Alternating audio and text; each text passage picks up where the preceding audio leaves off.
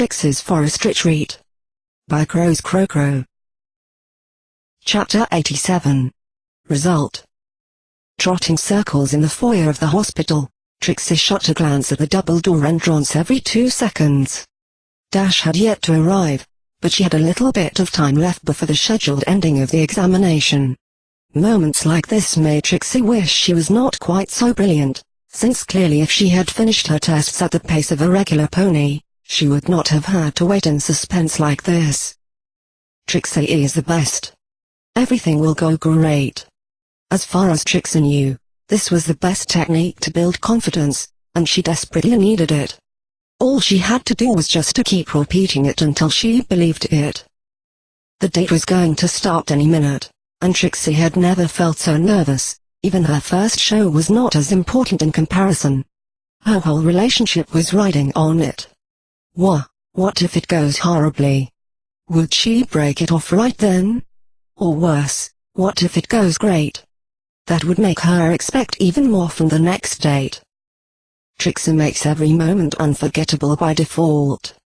Any pony would be lucky to have her, she chanted to herself.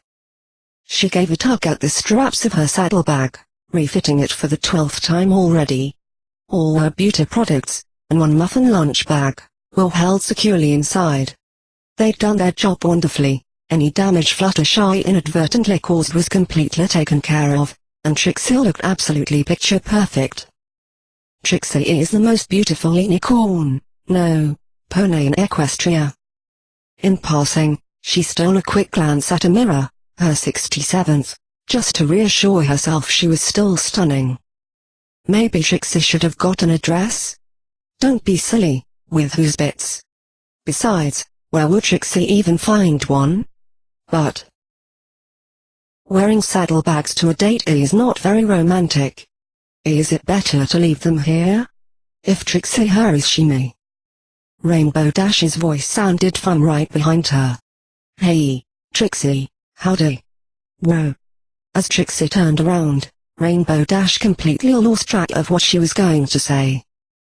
Trixie felt her heart leap. For once the plan actually worked out perfectly. Fighting her hardest to keep a casual look on her face, and her heart inside her chest, Trixie gave Dash a seductive smile. Oh, hello, Dash.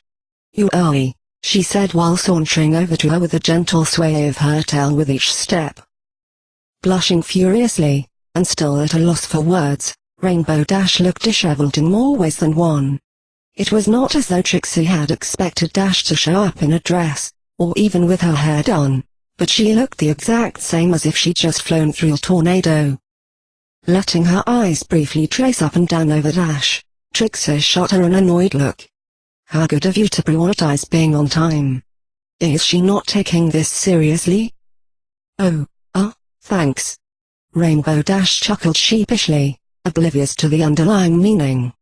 I wanted to be here when you were done, but I guess you were faster than planned, huh? Does that mean it went well? Trixie is perfect, as expected.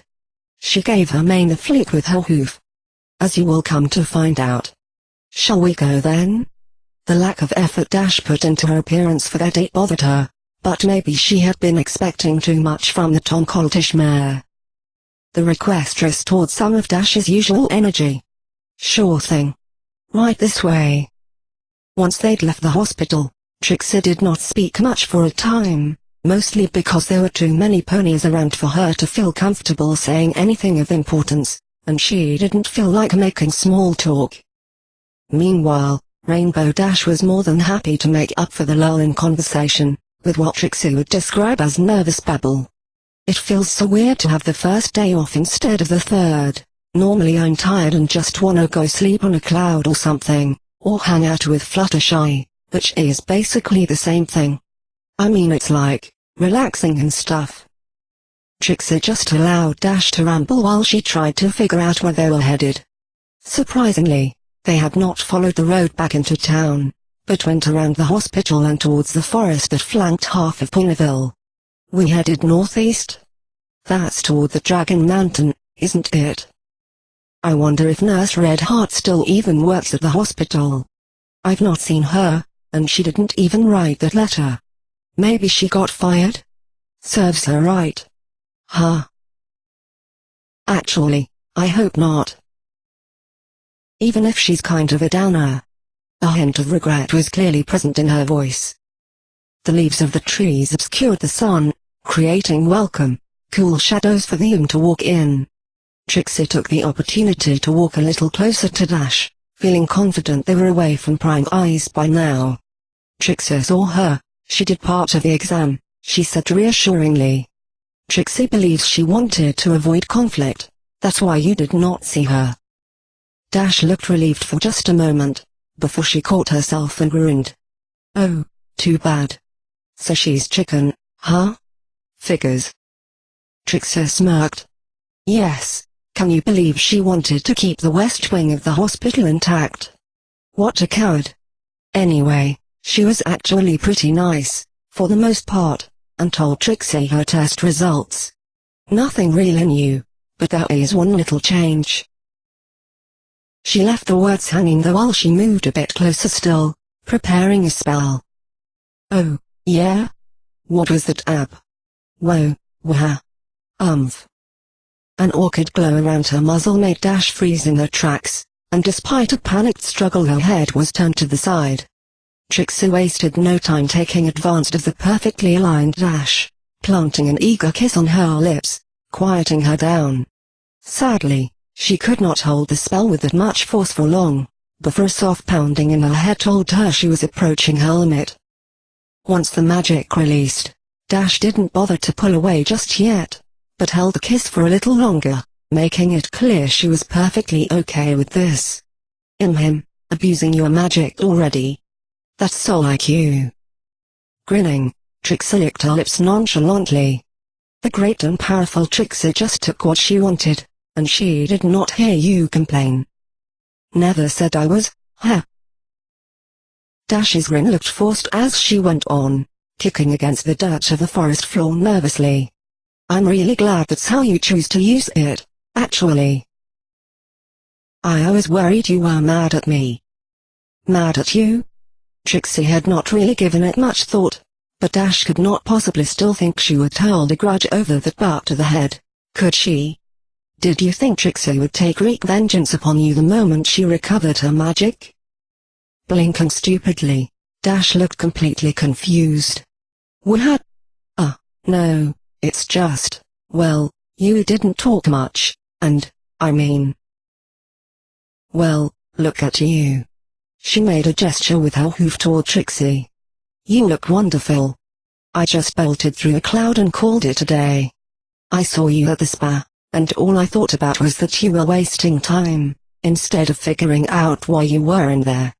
Averting her gaze, Dash folded her ears flat. After I saw you all prettied up, for me, I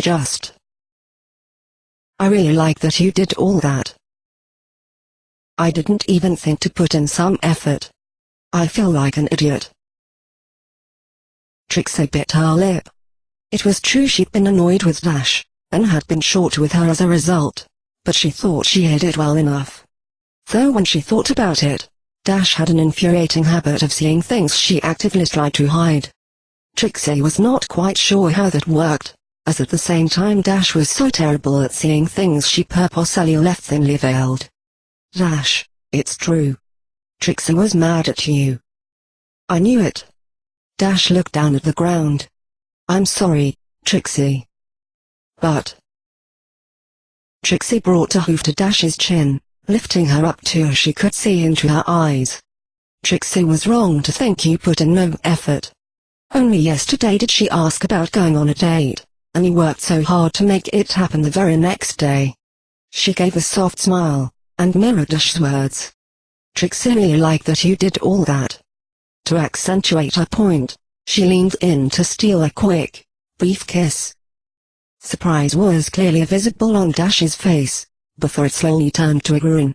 Her bravado made a stunning comeback. Well, I am the fastest Pegasus ever, but how can you even say that? You have no idea if I have anything planned. Raising an eyebrow, Trixie gave Dash a mock skeptical look. Oh, please, even you wouldn't be dumb enough to take out the greatest unicorn in Equestria, and not have plans. Don't forget modest. Rainbow Dash laughed. Giggling, Trixie nodded. And modest. The great and humble Trixie, a shining example to ponies everywhere. Princess of humility. She struck her most regal-looking pose, with one hoof held to her chest while she looked up at the sky with her eyes closed. A sudden warm feeling on her back broke Trixie out of her pretense. Discovering that Dash had wrapped a wing around her, Trixie felt her face flush. Rainbow Dash grinned playfully. How about you come and find out what I have planned for you then, Your Highness? Just one moment. Trixie lit up her horn, lifting the saddlebags from her back. Sliding them out from behind the wing, she held the bags suspended in the air behind her. Upon seeing Dash's puzzled look, she smirked slightly, and explained. They were in the way. She pressed against Dash, enjoying the, now unobstructed, warmth that came with it. Let's go. Once Dash caught on, she pressed back against Trixie. Letting her wing rest on Trixie's back, she slowly accelerated up to a trot, allowing Trixie to get used to the pace. Right, this way. It took a little bit of getting used to for Trixie. She was not used to walking to match some pony else's pace. But after a little trial and error they meandered through the forest, endearingly close together. The forest was beautiful, and nothing at all like the other three had been. Instead it looked peaceful and inviting, as though it really wanted ponies to come visit it. The animals were not as tame as they were around Fluttershy's meadow, but Trixie spotted a few as they walked, some of which she believed she recognized. Is that Miss Chipmunk? After a little while, with no end in sight, Trixie was starting to get overwhelmed with curiosity. So, what's first? This is first. Rainbow Dash answered, unusually cryptic. Trixie looked around briefly, trying to spy something through the trees. There was no telling what might be built out here, but she saw nothing. This what? We've been walking a while, and all Trixie sees are trees. Trying to avoid eye contact, Dash cleared her throat awkwardly, her face growing redder by the second. It's a forest walk, okay. A forest walk. Trixie could hardly believe it. She might have expected something crazy like skydiving, mountain climbing, manticore wrestling, and while she was grateful to be wrong, she had to wonder where this Changling had stashed the real Dash. Meanwhile, Dash's face just kept getting closer to the red streak that ran through her mane. Look, I get it, it's stupid. I'll just fly us there, I don't know why. Trixie nestled her muzzle against Dash's neck while she rambled, feeling that wild mane tickling her nose. It's a wonderful idea. Chapter 88. Route. The whole forest was peaceful while they walked among the trees, taking in the sights and sounds of the woods. The canopy blocked much of the sun, but what shone through brought about beautiful shapes of light over the damp moss-covered bark and the forest floor. Much of their time was filled by Trixie expounding in graphic detail the full horror of the tests she had to undergo. She made sure to emphasize that she barely made it out alive. After all, dying of boredom had been a legitimate danger. Meanwhile, whenever asked, Dash vehemently insisted she had spent the entire morning doing paperwork for her new position, but what the papers were actually about changed in each telling. It always ended in Dash making a dismissive comment, followed by another question on the tests. At first, Trixie had suspected they were headed towards the mountains, which made her slightly fearful that rock climbing was not entirely out of the picture. Maybe she wishes to show Trixie the cave of the dragon they chased out. Maybe it left something behind, like gems, or a ring Dash wishes to present to Trixie. She couldn't tell if the horrors of the climb would be worth receiving such a gesture from Dash. Luckily, she didn't have to contemplate for long as Rainbow took a quick left turn, followed a minute later by another, leading them away from the mountains. Slowly, it began to dawn on Trixie. They were walking along the edge of Ponyville. Whatever Dash had planned must have been on the other side, but she had planned this roundabout forest route to spare Trixie another trip through the town itself. Smiling with that realization, Trixie gave Dash another nuzzle as they took yet another left. In addition to the usual chirping and rustling, Trixie noticed the sound of a gently flowing river in the background. "Enjoying yourself?" Dash asked, as she returned the affection with a stroke of her wing through Trixie's mane, before it came to rest on her back again. For any other type of trip, this route was just atrociously indirect, but Trixie was not going to complain about having to walk a little longer, if she got to spend it like this. Trixie did have one little issue though. As enjoyable as the walk was, the roots and uneven ground made it near impossible to walk next to Dash for more than a few seconds without tripping. Trixie gave a small nod in reply to the question. The view, sounds, scents, Trixie think it's all just wonderful. Oh, and the forest is okay too, she supposes. Winking playfully, Trixie watched Dash change colors. Despite her obvious blush, Dash rolled her eyes. "You are such a cheeseball. Do you get all your lines out of those trashy romance stories?" Trixie felt as though she'd been caught red-hooved. Her cheeks burned furiously. What? No. Oh, of course not. She scrambled for some type of defense. Sure, Trixie knows a fair number of those types of stories, for her job. And yes, maybe she had spent more than a few nights reading novels that were perhaps not exactly shaky hoof, but that hardly means. Well, that is. Trixie started to lose focus as the grin on Rainbow Dash's face just kept getting bigger. She sighed. Trixie believes this hole is deep enough as it is now. Just bury her. Huh. You totally do. Oh, wait. Is that where you got all your ideas on romance from? Dash was already chuckling just from the idea alone. There wasn't much point denying it now, though Trixie begrudgingly glared at Dash for asking. Yes, okay. Are you happy now? Trixie never had a meh friend, or cult friend, so she read about it instead. She all but screamed indignantly, sure her face had to be on fire at this point. Oh my gosh. No wonder you had a plan for how you thought we were supposed to go about this. Dash sniggered, that cursed grin never leaving her face. There was not the slightest attempt to hide the mirth in her voice. Was that why you thought if you just kept kissing me it would work out eventually? That's too good. Dash burst out laughing. That was not what Trixie thought. And even if it was, it totally worked. Who are you to talk anyway? Trixie knows you don't have any experience to begin with. All you've ever done is hang around Fluttershy and scare off suitors. Hey. I got plenty of second hoof experience, thank you. Pressing your lips all over another pony works.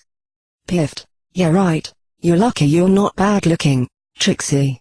Any pony else might have had you put in jail. Dash laughed, and took another left.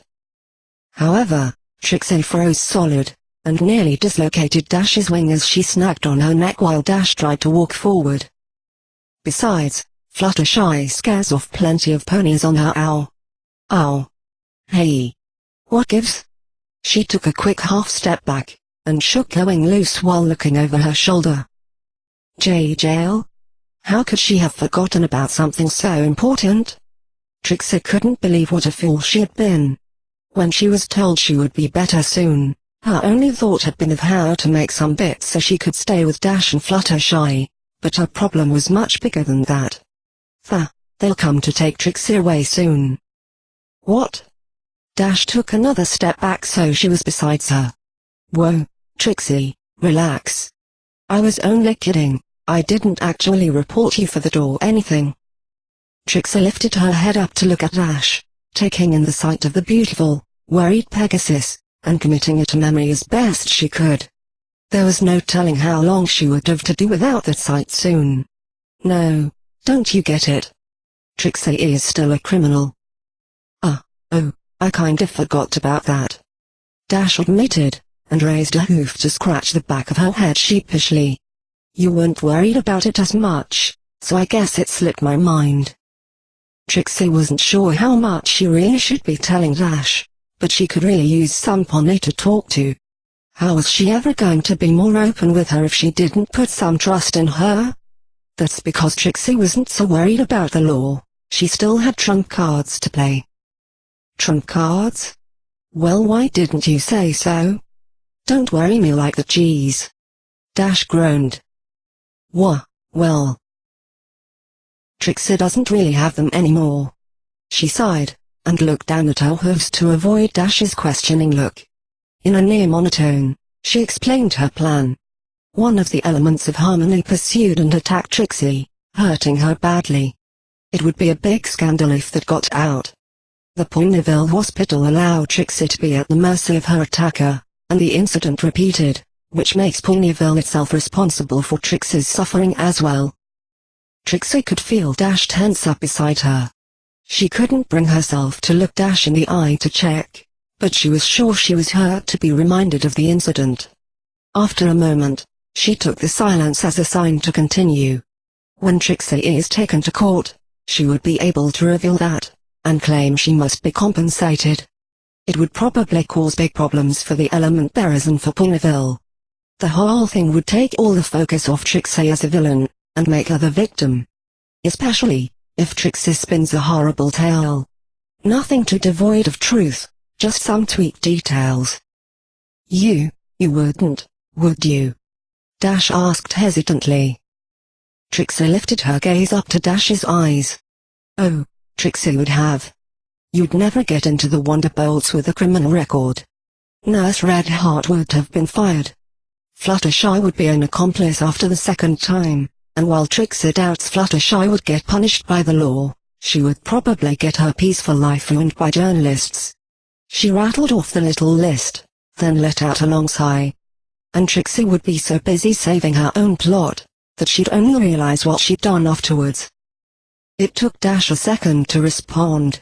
Presumably she was too shocked to even think straight after that. However, her eventual response was completely predictable: anger. You're going to do all that? In any other circumstance, having Rainbow Dash angry at her would have been terrifying, and if Trixie was honest with herself, it still was a little bit.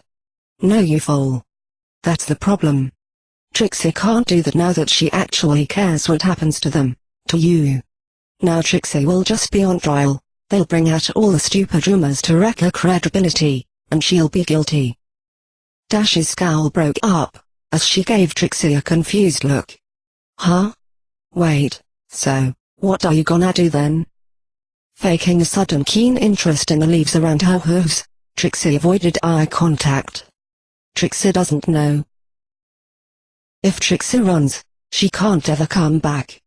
But, if she stays, they'll take her away anyway. She couldn't stop her shoulders from shaking as she spoke. Trixie's scared, Dash. Familiar warmth wrapped over Trixie's shoulders. With surprising strength, Dash's wing pulled Trixie against her. You're not going anywhere. There was not a single hint of doubt in her voice. I promise. Chapter 89. Relief. Trixie could not have asked for more. Just a few simple words, and one wing around her. That was all it took. Simply knowing she had a real ally by her side made her feel so much stronger. Wrapping her hooves around Dash, Trixie held on tight. Thank you. Not a single one of Trixie's problems had been solved. She was not even given any hint as to a possible answer. By all rights, she should have been every bit as worried as she had moments ago, but she wasn't. Instead, she felt as though, somehow, her problems had become that much more manageable. She could never have imagined just how much of a difference it would make to have some pony in her corner. After a moment, she reluctantly let go of Dash, and pushed away. But, what are we going to do? Dash shrugged. I dunno. Of course she would have no actual idea on what to do. Merely showing a look of determination, Dash grinned. I just know no pony is taking you away. They'll have to answer to Rainbow attempted murder Dash first. Blinking in surprise for a moment, Trixie folded her ears flat. Trixie hopes you know that. So she would never actually try that plan, even in the past. the cautious and calculating Trixie would have come to her senses. No you wouldn't. But it doesn't matter now. Don't worry about it. She had all the subtlety of a jackhammer, as per usual. So, are you okay now? I mean, I don't know any of that legal stuff, but I'm sure Twilight could help, and there's other options. Rainbow Dash looked characteristically scheming for a moment as she spoke, then shrugged as though it was too much trouble. We can bust that cloud when we get to it. Twilight again.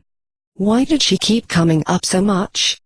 The full story of the elements of harmony, the location of Trixie's books, and now legal advice. That was only counting the things Trixie needed from Twilight by now. Most, if not all, of which she was reluctant to go and ask her for. If all Twilight did was give legal advice, that might work out, but based on what Trixie was told, Twilight had already proven she was not above using her position to ask Princess Celestia for personal favors. Trixie was not sure if she would classify as desperate enough to make a gamble like that just yet, but it was perhaps her best chance to stay in Ponyville. Ultimately, Trixie had to agree with Dash's sentiment. Trixie will bust that cloud when she gets to it. She looked up at Dash. Yes. Trixie is sorry for troubling you. Going one more day without a solution won't matter, especially if it's today. If you still wish to keep going? She asked nervously. Piff, as if I would let you get off so easily. I put a lot of effort into this day, and you're gonna suffer through it, whether you like it or not. Grinning, Rainbow Dash motioned to the road ahead. Come on. Trixie snickered, unable to control herself. Dash had a talent for making her feel better in the strangest ways. Oh, curses. Well, Trixie supposes she's stuck with you then. Let's get this over with. Following Dash's lead, Trixie resumed the seemingly endless trek through the forest. And don't you forget. Dash smirked, but her face turned a little softer as she spoke while looking the other way. Oh, one more thing. I'm used to you nagging all the time so, you can do that more often, if something's bothering you, I mean, you know. Briefly stunned, Trixie was only pulled out of the daze when she noticed Dash kept walking, and hurried after her. Once she had caught up, she gave a quick nuzzle against Dash's neck, and whispered, quietly enough to deny it, "Thanks, Dash, you're the best." "Dash, you're the worst." Trixie sprinted over the path through the forest at top speed, in a vain attempt to outrun the torrential waterfall that rained down upon them. She kept her saddlebags hovered over her head in hopes of at least saving her something of the main style she put so much effort into. How was I supposed to know? Cloud Chase was not scheduled to douse this part of the forest for at least 2 days. Dash yelled back, both wings folded up above her head to shield herself as they galloped through the leaves. Trixie groaned. How was it possible that Dash was this much of an airhead? She feared for the future of the weather team. You fool. You switched those days with her yourself. That's why she's here now. Oh yeah. Whoops. There was an irritatingly cheery tune in the mare's voice. Dash leapt over a tree branch, sliding through the mud as she suddenly made a sharp left turn. This way. We're almost there. Trying to shield herself as much as possible, Trixie followed in hot pursuit. From one moment to the next, the trees gave way to a grassy field, and the rain suddenly stopped. A quick look up confirmed the sun was shining brightly, and even the grass they were running along was perfectly dry. Trixie skidded to a halt. Had she not been soaked to the bone, she might have thought she had imagined the rain. Glancing over her shoulder, Trixie flinched away from what she thought to be a wall of water chasing after her, but it did not follow. It was as though she was staring at a murky aquarium just a few steps away from her. That's, pretty localized. Trotting up next to her, Dash nodded. Well yeah, it's not like every drizzle is the same you know. These little ones are pretty easy to control. All you need to do is keep the clouds in the right place, control the humidity in the surrounding area, and... Menacingly, Trixie whirled around on Dash, leaning in close so she was face to face with her. She forced her words out between clenched teeth while water dripped down her muzzle. Does Trixie look like she cares about the finer points of weather management right now? Dash flinched back as Trixie rounded on her, but quickly rediscovered that confident smirk of hers again while she listened to Trixie rant. By the look of bemusement on Dash's face, Trixie could only guess Dash had considered the rain refreshing rather than annoying. Whoa, relax, Trixie. It's only water. Trixie glared at Dash, perfectly aware that she had already admitted Pegasus was simply not bothered by any kind of weather. She pushed in closer, trying to make Dash step back as she yelled, "Only water at Trixie's flare." Mpiff. A sudden kiss interrupted her rant, leaving Trixie too stunned to properly react. Just as Trixie caught on, and tried to return the kiss, Dash pulled back, licking her lips with an impish grin while looking at Trixie. Still mad? Blushing deeply, Trixie stumbled forward a step with a sudden lack of resistance. She wanted to yell at Dash for interrupting her, but it was absolutely no use. The fire that had been in her gut was firmly defeated by the invading army of butterflies. What? Yeah, yes. Trixie's still mad. Totally. Susso, you should, try again. She scrapped one of her hooves through the grass. I don't know. Dash drawled while she looked Trixie over examiningly. You don't really look mad. She paused, teasingly letting the words hang in the air while she watched Trixie put on the best attempt at a scowl she could manage at the moment. Better safe than sorry. Dash relented, leaning in for a second one. Closing her eyes, Trixie felt a rush of warmth all through her body the moment Dash's lips touched hers. It was a sensation she would never get used to, or grow tired of. Stolen kisses were one thing, but long, drawn-out shared ones like this had her head spinning. Somewhere in the back of her mind, Trixie was pretty sure there was something she was supposed to be upset about, yet if it was that important, surely she would have remembered. Once they broke away, Trixie could not stop smiling. A warm fuzzy feeling had stayed behind in her chest. Upon opening her eyes, Trixie found Rainbow Dash staring back at her, half-lidded, with the same smile. Trixie's not mad anymore. Too bad. Dash chuckled softly, then motioned over her shoulder. So, what do you think? The question briefly confused her. What does Trixie think of what? She leaned to the side a little to look past Rainbow Dash. She had not actually paid any attention to her surroundings since escaping the rainy forest. The lush green fields stretched on for a little, but then dipped downward and faded into the sandy shorelines of a small lake. Or perhaps it should be called a large pond. Trixie was not sure, but the bottom line was there was yet more water. Before she had time to groan dismissively at the idea of going swimming, her eyes fell upon a spot on the beach directly behind Dash. A big white and red checkered blanket was spread out over the sand. 4 stones held the corners of the blanket down, and in the middle stood a wicker picnic basket. Trixie looked around briefly to try to find the owners, but when she discovered there was no pony else around, she swayed back so she was in front of Dash again with a quizzical look. Did you prepare that? Are we here to have lunch? For the second time, Trixie felt as though this was not the same Rainbow Dash that she knew. Dash looked a little unsure of herself, her smile faltered just slightly as Trixie questioned her. Yeah, aren't you hungry? It's been a while since breakfast, and we walked all the way. Shall we? So, no swimming competition, water skiing, or fighting sharks? Are you sure? Trixie raised an eyebrow. Even without the sharks, something was definitely fishy. Dash laid her ears back and chuckled awkwardly. I'm sure, but, hey, we could totally do those things if you want. Finally catching on to Dash's discomfort, Trixie scrambled to say something positive. No. It's fine. Great. It's great. Trixie can't wait. Eager to show Dash she really did appreciate her preparations, Trixie pulled her towards the beach. "Let's go.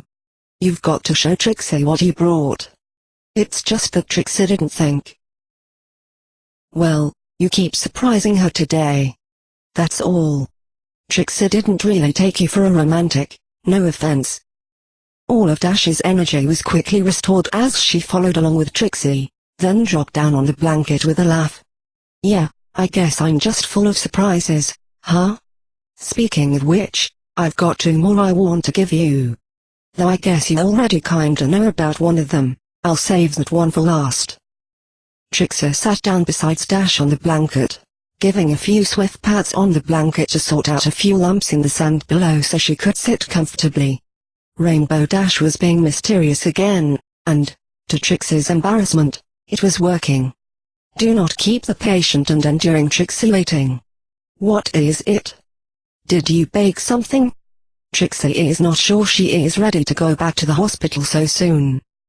Shooting Trixie a mock dirty look, Dash turned to flip open the basket and reached inside. Apparently she was just as eager as Trixie was to get this underway.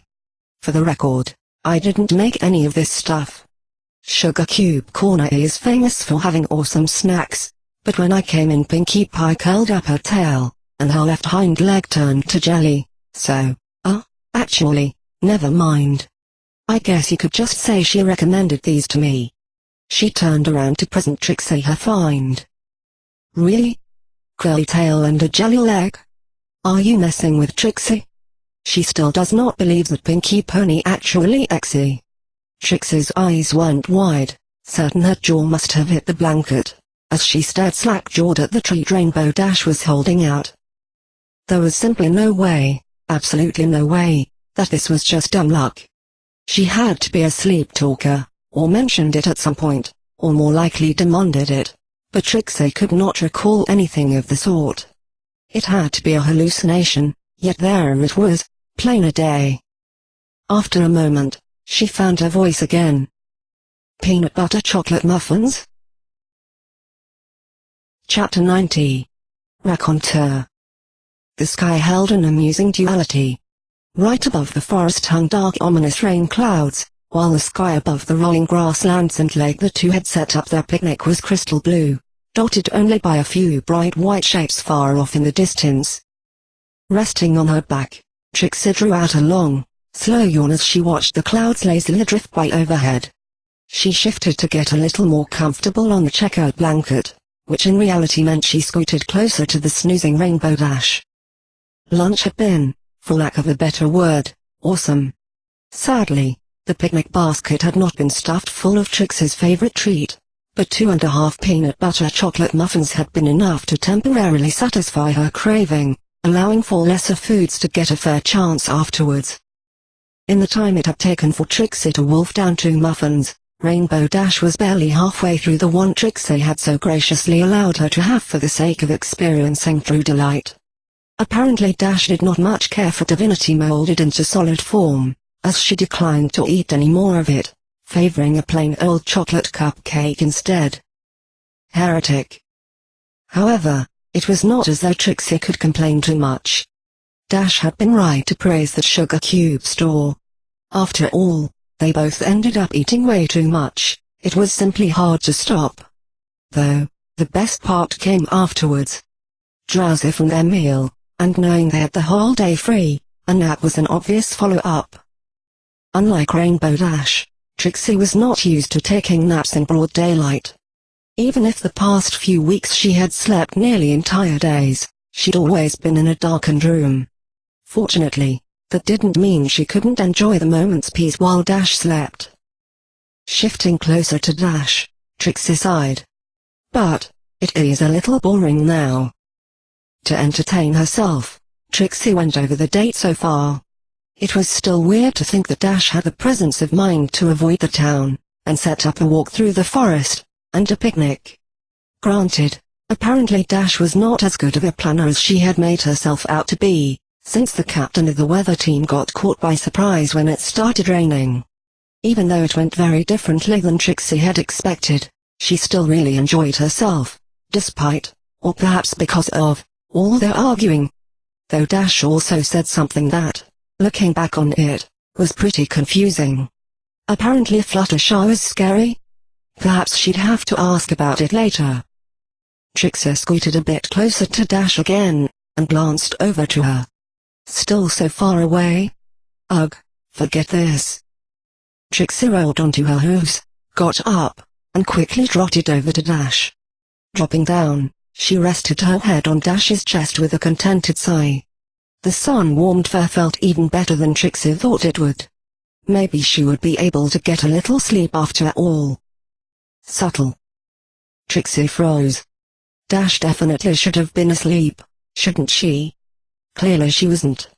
There was no way Trixie could deny she'd done anything, so that just left one logical option in her mind.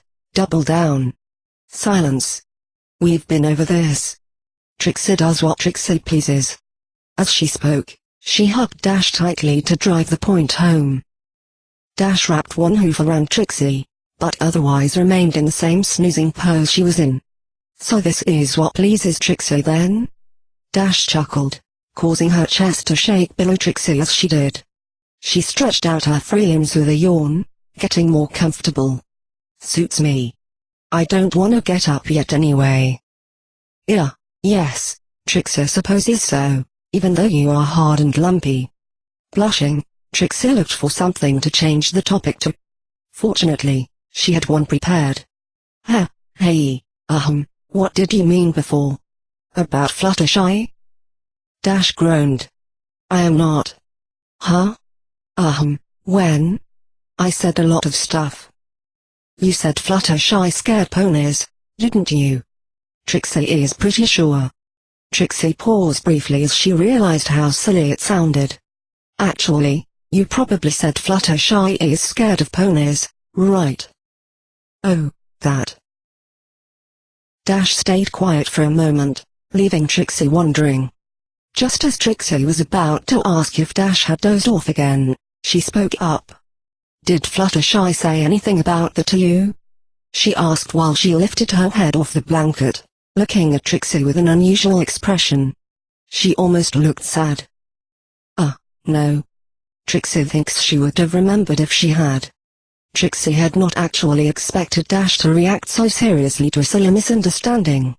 Maybe it wasn't a mistake? A second later, a different reason occurred to her that made her chest tighten. She just wanted to kick herself for doing the same thing she'd done on Screeching Mare Night. That's twice Trixie ruined the mood by bringing up Fluttershy. Think of something better, Trixie. Hey, Trixie, you're, among other things, a storyteller, right? She gave Trixie a questioning look. Does that mean you know lots of stories? That didn't have anything to do with anything. Caught off guard, it took Trixie a minute to fully register the question. What? Yes. Dash laid her head back down, depriving Trixie of the view of her face. There was this story my grandma used to tell me, but I don't remember it so well. Do you know the old mare's tale of Hansel and Gretel? Of course, Trixie knew it. The story was old, but a classic.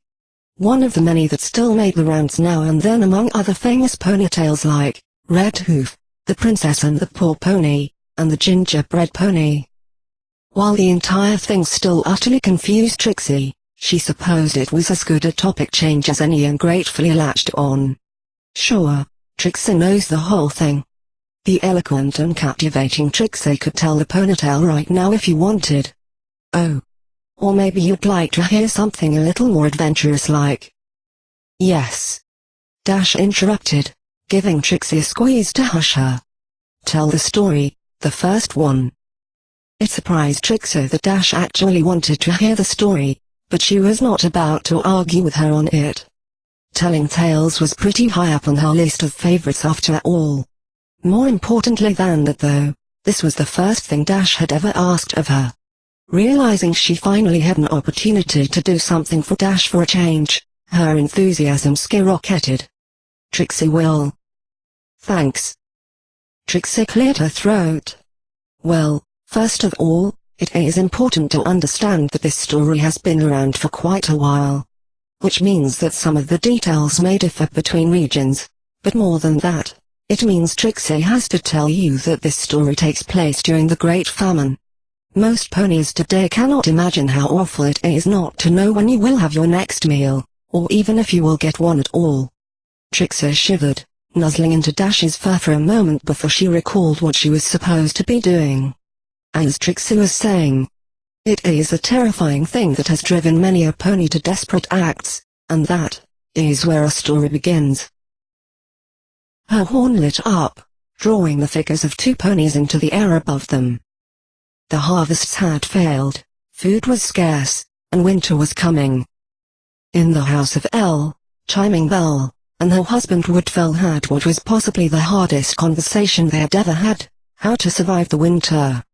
There was simply not enough food for their family to make it through the cold months. At best there was food for two. Though they loved their foals, these were difficult times. Even if they sacrificed themselves, their foals would starve the moment the food ran out. An even harder decision, of which foal to save in exchange for either of them, also proved fruitless. A single pony simply could not provide enough in these trying times. Which finally led them to the hardest choice of all, to sacrifice their own foals so they could make it through the winter. We'll never know who first came up with it, but they fought over it in turns, yet it was inevitably the only chance they could think of. Perhaps, in a few years, they could try to start a family again, during better times. But even with the choice made, neither could bring themselves to do such a horrible deed. Finally what they decided on was for Woodfell to take the foals with him on his next logging trip into the forest, and leave them there. Perhaps if fortune smiled on the foals they would survive, but neither Chiming Bell nor Woodfell could fool themselves into believing that comforting lie. Unbeknownst to either of them, however, was that one of the foals, Hansel, had awoken, and was listening in on his parents' plans to abandon him and his little sister, Great Elle, in the woods to fend for themselves. After waiting for his parents to fall asleep, Hansel snuck out of the house in the dead of night to gather bright white stones by the moonlight. The following day, Woodfell took the foals with him into the forest as agreed, and disappeared once they were far from home. With a heavy heart he took a detour, and returned to tell Chiming Bell the deed was done. But when he arrived home, he found the foals were already there. Hansel had used the white stones to mark the path they had taken into the forest. Once his father disappeared, he'd taken Great Elle by the hoof, and followed the markers back home, arriving in time for dinner, which was curiously decked for two, but quickly corrected. That night they fought. Woodfell absolutely refused to attempt to take the foals with him a second time, feeling horrendously guilty for the act. Finally, Chiming Bell agreed to do it herself, and take the foals with her early the next morning, on the foraging excursion, even though it was long past the season to do so. Of course, Hansel had stayed up to listen in this time, but when he tried to sneak out, the door had been locked. In the morning, Chiming Bell woke her foals bright and early, sparing only some dry bread for breakfast, and they headed out almost immediately. Without a chance to gather pebbles, Chiming Bell thought Hansel had nothing to make a trail with. Yet again, once they were far from home, Hansel and Great Elle found themselves all alone in the cold woods. Great Elle was upset. This was the second time her parents had lost them, and she didn't know how they were going to find their way home this time. Hansel proudly announced he had skipped breakfast, and used the bread to make a trail of crumbs to find their way back home. Unfortunately, after they'd followed the trail for just a few places, it came to a sudden halt. A group of birds were pecking up the crumbs, unconcerned with Hansel's outrage as they fluttered past him to eat the last remaining crumbs before flying off to the safety of the trees. They were lost. Though they tried their best to find their way home on their own, even the full afternoon of sunlight was not enough time to get anywhere that they recognized. Tired and hungry, they sat down against the trunk of a tree for shelter. As the twilight set in, Great Elle cried, no matter what Hansel tried to tell her. Just as they thought all hope was lost, the flock of birds that had eaten the crumbs descended nearby. They seemed ashamed of their careless actions now that they understood how much trouble they had caused, and brought in a small hoop full of nuts and berries that they'd found. It was a meager meal, and hardly made up for even the bread that the birds had eaten, let alone the lifeline it represented, but they still thanked the birds for their kindness. As the last of the daylight faded, the birds took to the sky again and vanished. When the morning returned, so did the birds, but this time they did not bring anything. Instead, a large sparrow hopped onto Gretel's shoulder, and stole one of her ribbons. Flying off a few feet with it, the sparrow dropped the ribbon to the ground, but when Hansel and Gretel tried to take the ribbon, the sparrow snatched it up and set it down a bit further away. Hansel yelled at the sparrow, but kept trying to get the ribbon, until Gretel realized the sparrow was not taunting them, but leading them.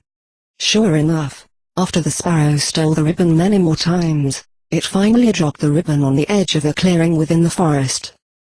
As the pair of starving foals approached, they saw the most amazing thing. In the middle of a clearing, stood the most delicious-looking house they had ever seen. The walls were made from gingerbread, the roof of candy canes, the windows of crystal-clear sugar with sills of cake, and all of it held together with pink frosting. Without a second thought, they broke off pieces of the house to still their hunger. Halfway through the meal, they heard a gentle voice calling from inside the house. Gnaw, nibble, chew, swallow. What's eating my home ho?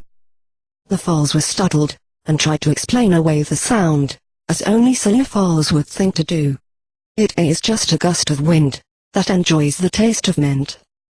The inhabitant was not fooled for a minute, and soon the door opened as an elderly mare slowly stepped over the threshold of her home to get a closer look at this wind. Her eyes were not what they used to be, she could barely make out the two small shapes of the foals, but she quickly understood. She spoke in a kind tone. Oh my, a poor dear. Why are you all the way out here?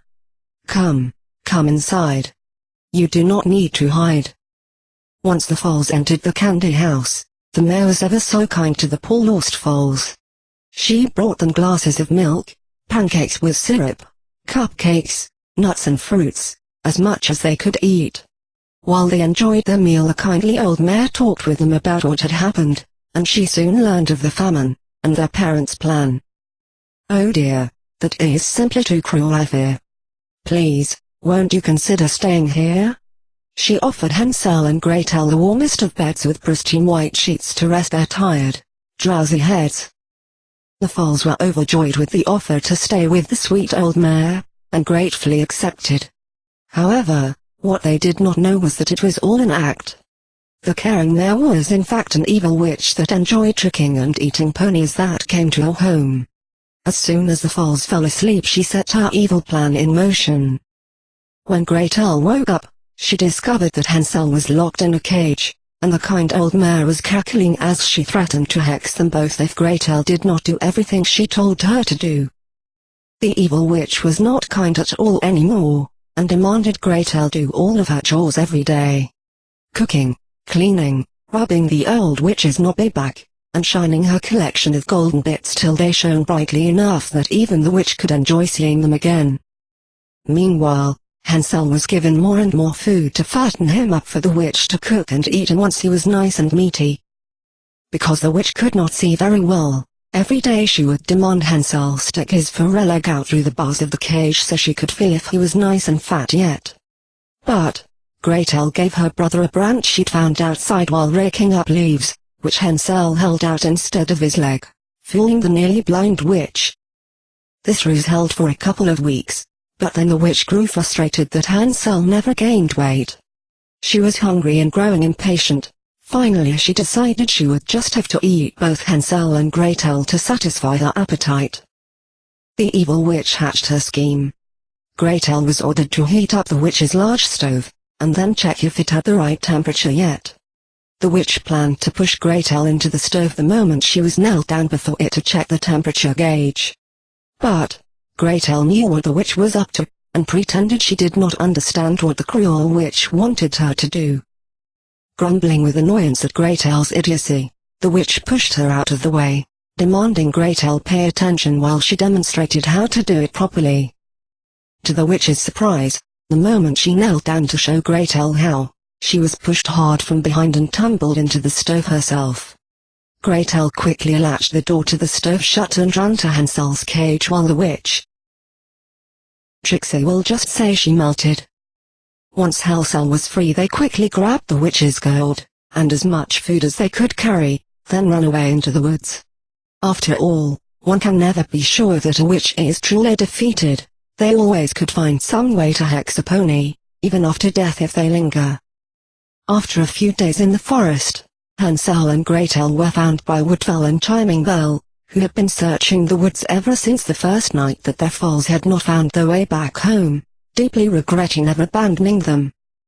With all the food and gold they would ever need, the elves lived happily ever after. Trixie let the image of the 4 ponies embracing among 2 rudimentary trees linger in the air for a moment before it slowly faded away. She drew her gaze towards Dash, smiling as she found Dash's muzzle was pointed towards the fading images. "What did you think?" "Yeah, that's pretty much how I remember it. I don't think my grandmère ever told me about the witch melting though. Is that really part of the story?" Dash looked at Trixie with a smirk. "Well, it depends on how foal-friendly you want the story to be. Like Trixie said, it is an old tale, and ponies were pretty graphic back in the day. You really don't want to hear some of the older variants of that scene, or you'll never want to be alone at night again."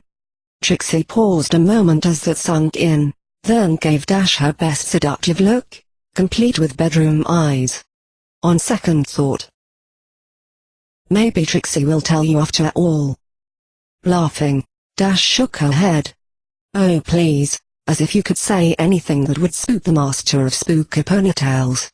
She let her head fall back onto the blanket again and sighed, staring up at the sky. "So, do you know why I asked about that story? Remind you of any pony?" Trixie had to give it a bit of thought, folding her ears flat. Well, maybe. But why don't you give Trixie a hint?" Dash groaned. "Ugh, come on, it's obvious. The kind old mare. She lives all alone in the middle of the forest. The animals lead the foals to her.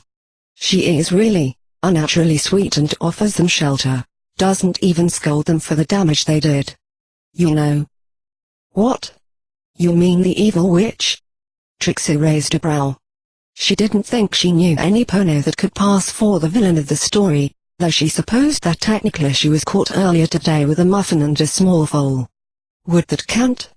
Is Trixie a witch now? Wait, those are not the traits that Dash hinted at. Fluttershy? Ha, I was starting to think I had to actually tell you. Yeah, Fluttershy. Trixie rolled her eyes. Oh, come on. You are not suggesting Fluttershy is the wicked witch of the forest, are you? She laughed at the very idea. Dash stayed suspiciously quiet while Trixie's laughter slowly died off. Wait. Are you? Trixie sat up straight, staring down at Dash. Tell Trixie you are kidding. Looking up at Trixie, Dash averted her gaze. Not me, but there's ponies that feel that way. I mean, think about it. You know Fluttershy's pretty different from other ponies. She's not very social. Hey, I'd be surprised if she even knows the names of 10 ponies in this whole town. She does her best to be nice, but she is so shy she ends up just squeaking if she meets some pony new. Well, that hardly makes her a witch now, does it? Trixie couldn't believe she had to defend Fluttershy, the kindest mare in Equestria, from such a silly accusation. Dash shook her head. Of course it doesn't. I'm just saying, Fluttershy is really kind, but she's awkward around ponies she doesn't know, acts way too nice compared to every pony else, and just comes off as faking it. She lives all the way out on the edge of the forest with a bunch of animals that she talks to. Almost never comes to the town unless she needs something. Ponies start talking, you should know. Wait, but, no. That's ridiculous. Trixie simply couldn't take it seriously. Dash had to be pulling her leg, but the look on her face as she spoke, it betrayed so much sadness and anger. Glancing down, Trixie noticed Dash's hoof shake. When we first got here, what do you suppose ponies thought? Some weird Pegasus mare that prefers not to fly just moved right in just out of town and started collecting animals, dangerous ones. Freaking ponies out with over-the-top acts of kindness, never getting angry, never confronting any pony and just giving a creepy smile whenever she manages to look any pony in the eye. Dash looked Trixie in the eye suddenly.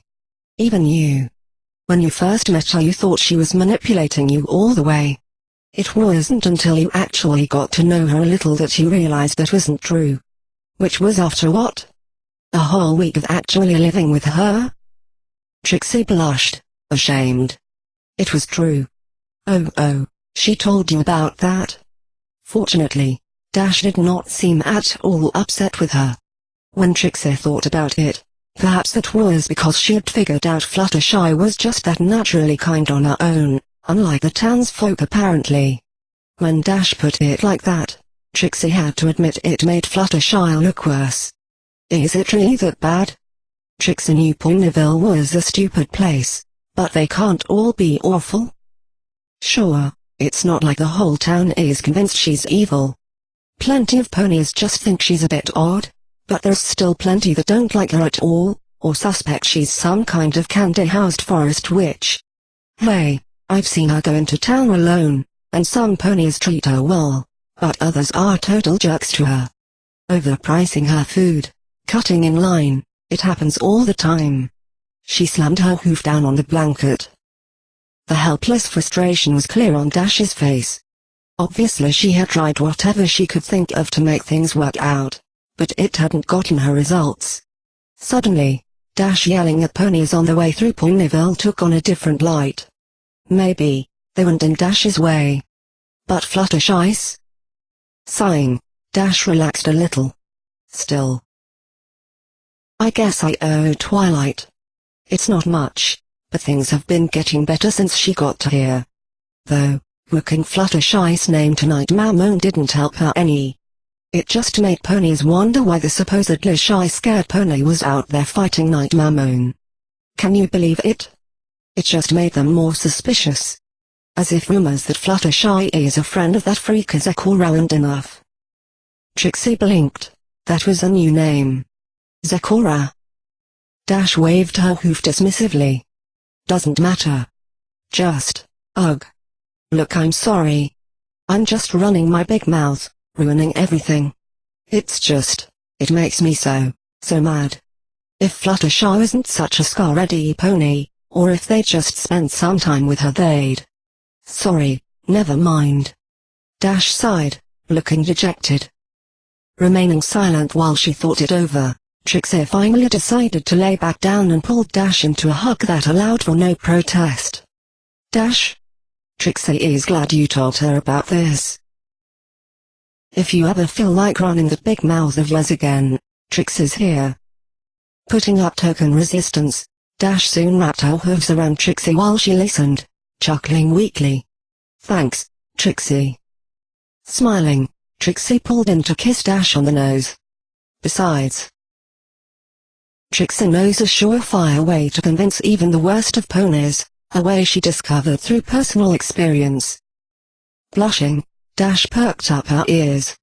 Oh? What's that? Showing an impish grin, Trixie laughed. Buck right in the face.